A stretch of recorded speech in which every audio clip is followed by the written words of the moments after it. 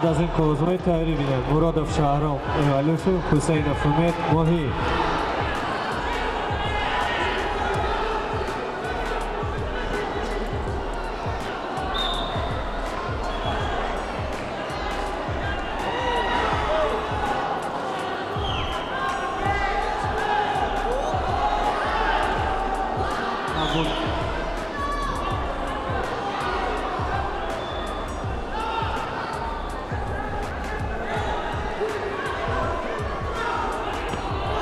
kabut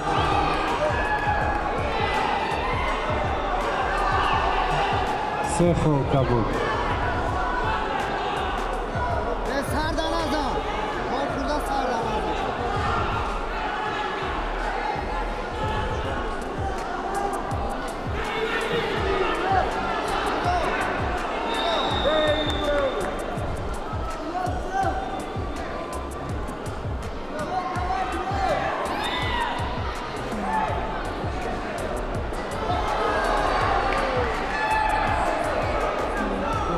Sur, de kabut, kabut jako sur.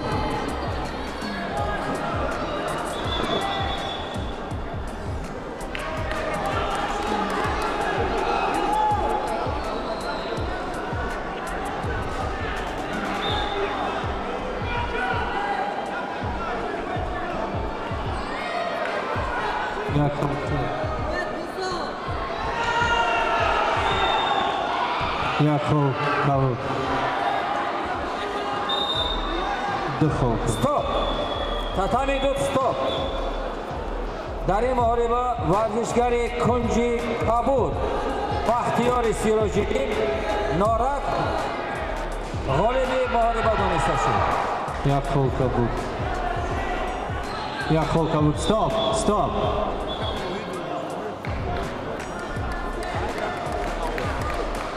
حسابی پیشرفت بودن ورزشگر کنجی کبود داخل غالبیت با ورزشگر کنجی کبود مالای بیلال داده میشد. با تاتامی رقمی 2 دعوت کرده میشد در وزن 42 کیلوگرم.